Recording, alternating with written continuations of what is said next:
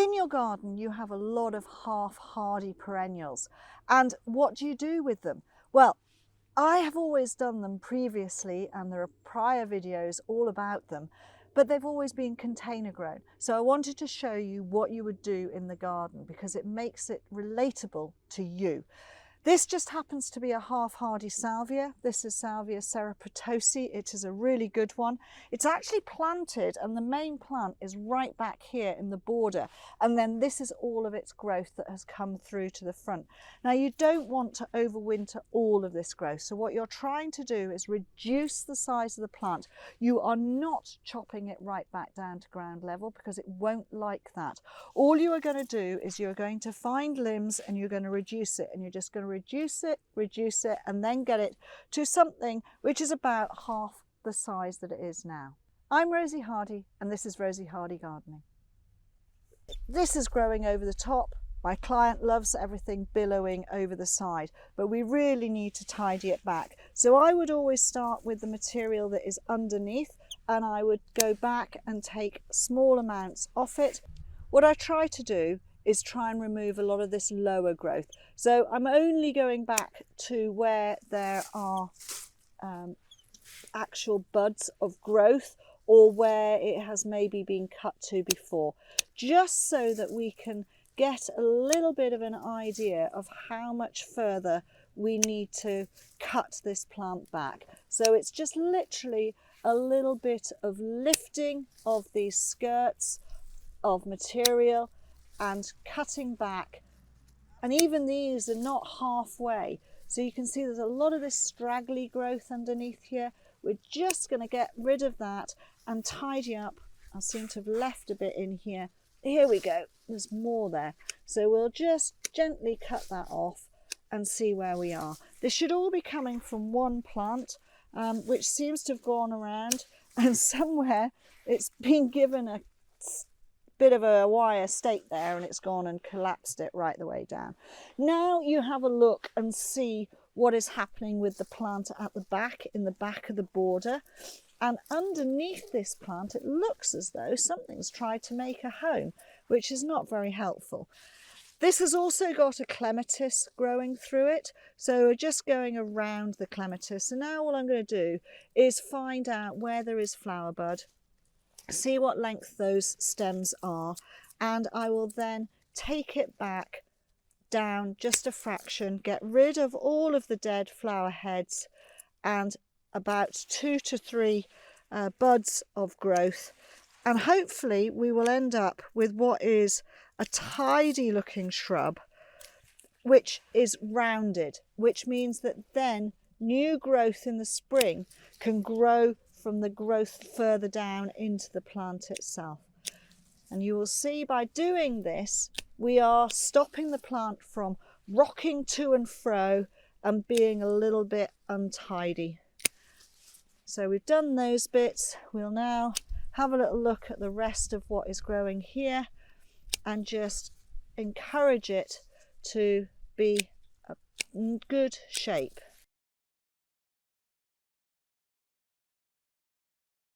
So we've got a little bit of stronger growth here.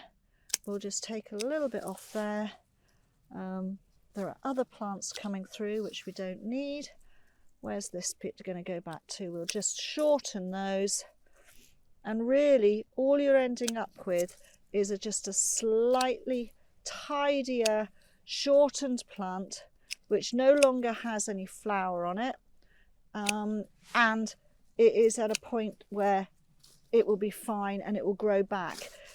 Now what I might do, it's got this wire, so it might as well do some good, and we will press that down a little bit further around it, and then that will just hold it in the border up there, and then we're able to see what else is growing in underneath here and keep it all tidy and keep it going. That is all I'm going to do on that. I've missed that flower. There we go. We have a much tidier plant which will grow through the winter much better like that. Plant number 2, this is again another salvia, another half hardy, and again it's come forward like this. Now a lot of the reason why you want to be giving it this trim back and making it a better shape is the fact that once they're down like this, either they get really trampled down like so, and then it can get damaged at the back, or these will then snap, or you got something which is spindly and tall, and what happens is if the growth is too tall and you don't reduce it by half, it just waggles backwards and forwards in the wind like this.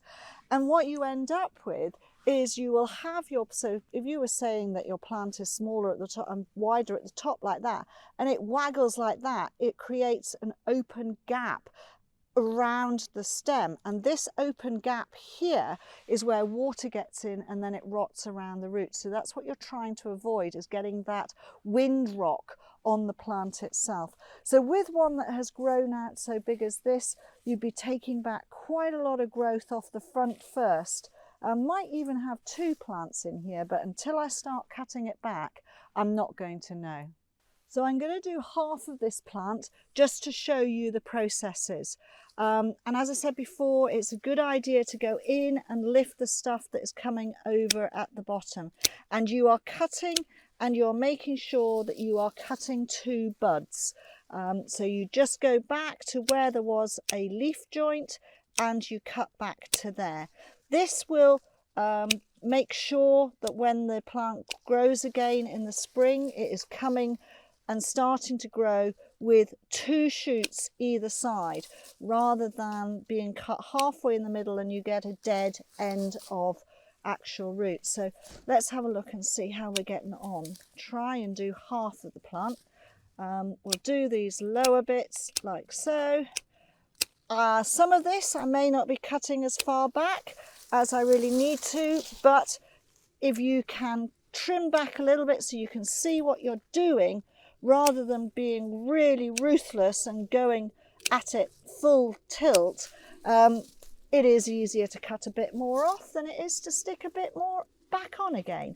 I know that sounds silly, but it is much easier to just do it in small bites, and then you can see how you're going. Right, now I've got far enough so that you will be able to see half of this plant.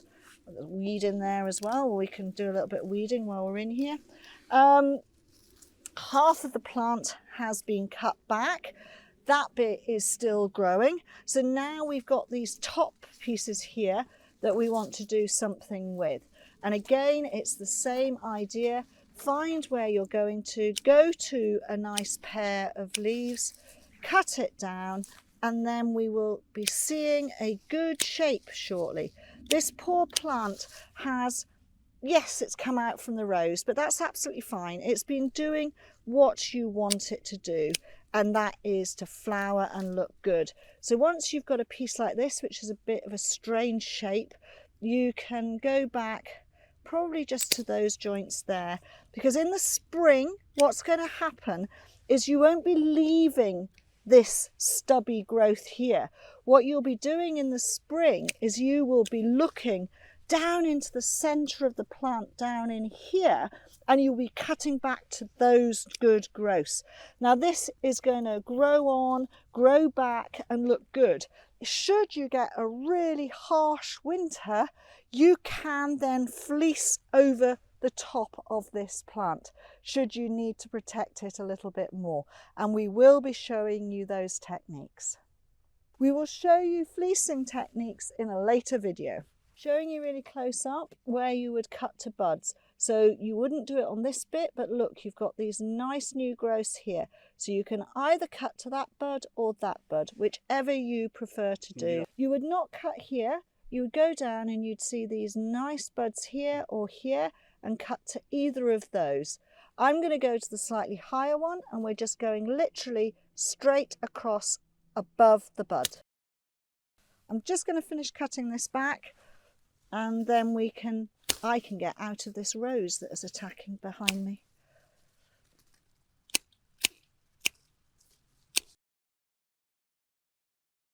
I hope that by showing you half and half, it gives you a really good idea as to what you should be doing with these half-hardy salvias.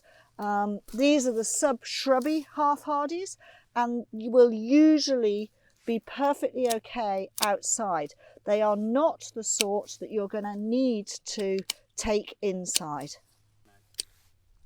We will be going on to something that needs to be lifted and taken in for winter protection. So that is all the plant material that we have taken off that plant now. It's going to be possible to clear up, do a little bit of reparation of the edge there, and these can actually go back into the ground just so that they know that these ones came from this plant. But also maybe for a bit later in the year, in the season, when you need to be doing a little bit of fleecing, they will come in handy at that point. So we've come back down to the garden. We originally did these two salvias, and these ones can be left here. We might need to fleece them later in the winter. But this particular one here, which is a frosty type, needs to be lifted and taken into the greenhouse. So that's what we're going to do now. I'm just going to lift the plant out of the border, and then we'll go and prepare it for winter in the greenhouse. So we just have to find out where it's coming from. It looks like a huge big plant, but it's actually not coming from very large root balls. So hopefully this will come out quite nicely and quite easily. And we'll just give it a little bit more of a lift up, and it looks as though, hey presto, it's come out really quite nicely. Oh gosh, we've got some large worms. We'll just put those back in there, and then everything else looks fine, and we'll just take this plant as it is to the greenhouse. I'm going to put it into a container and then take it into the greenhouse. So I've brought the plant round here, and I thought it was a bit more convenient rather than going inside. Because we've got the rubbish trailer here, I'm going to just prep this plant so that I can put it into one of these containers. It might take a little bit of the root ball off. It's got a nice root ball there, but we don't need all of this height for it going into the greenhouse now. So what we're going to do is we're going to reduce it by half, and we're going to go to spaces or go to parts of the plant where it is a pair of leaves. So going from a plant that is this size, and I am cutting down on these long stems here to a pair of leaves, so to a joint, and it will make it a much better shape. And then in the spring you will be able to actually prune it back a little bit further. But for the overwintering, it is better to leave it like so. So basically we are getting rid of all of this top flower. We're taking off the flower basically, and then going down to a pair of leaves just above, and this way we're making a really good shape on this plant. We're not leaving too much really soft growth on here. The other thing I would like to do is I will get rid of any of these older yellow leaves and anything that's damaged, because you don't want to take anything in that could possibly take in any disease. So we'll just get rid of anything that is yellow, slightly damaged. They just pull off at this time of the year because this thing is going to be deciduous. So it's just a good practice to get rid of as much of the older leaf that it doesn't need for this last little bit before it goes into the winter. I've got a dead flower head there I missed. Oh, a couple actually. So there we go. We'll just take those off. I am trying to be pretty fast because there is a beehive just up here, and I don't particularly want to be underneath them while they are quite busy foraging still at the moment, obviously filling up their hive for winter. So I'm just quickly getting it done. So this is now a tidy plant. All of the rubbish has gone into the rubbish area there. If you want to, you could keep some of these flowers for actually in the house. That's really up to you. Now I've got my pot, just going to put a little bit of compost into the bottom. This is just a loose potting up of this plant. Oh look, it just fits. That's brilliant. So we're just going to put it in there. We're going to tuck compost all the way down around the edges. Give it a tap so that the compost goes down around the sides. This is not the best potting area, but there isn't a potting area within this greenhouse. So I basically am doing it out here just to make it good, and then it'll be good enough. I'm not too worried that this is not in a much bigger pot, because at the end of the day this is just a pot for it to overwinter, and then in the spring when it'll get cut back down to here, because there'll be lovely new growth, it will be going out in the garden. So it doesn't matter, this is a container for it to overwinter in. We're now in the greenhouse, and the greenhouse has started to have a lot of the pelargoniums and the half-hardy stuff moved into it. There are already some cuttings from some of the salvias, so there's always something here. Just need to find a space where I can put this down. The benching has been tidied up. The plants this year have been put in, and they have been put in a way that they're not too close together. There is plenty of airflow, so when the shutters and all the ventilation is open, it gets a good amount of airflow through between the pots as well as around the plant material like this. Now it is key from now on to be very, very careful on how much you water. They really want to start to be dried out now. Through the winter, if you've got a greenhouse like this and it's maybe you're going to have it a little bit heated so that it's frost free, remember it is minimal water. And by that, even if the surface of the compost looks dry, lift the pot, and if it's still a reasonable weight, do not water it. And especially with things which have got grey leaf and that sort of thing, you really need to be just keeping the table dry, a little bit damper. But personally in here now, I would say do not water unless there is suddenly a really hot spell, which we can get, late November, even early January, we can get some very hot days. And those are the days when you can come in and just double check. But otherwise, keep your watering to basically zero, or just a tiny little bit into individual pots that require it. In this type of greenhouse, I know it's going to be frost free, but there will be occasions when here in the UK it can get really low. And if it is that low, you can then fleece over the top, especially if things are the same height. And actually, I've just realised this one probably is not in the best place. It's probably better behind me with the tall plants. And I'm actually just going to do that now. So this one is actually going to find a home over here,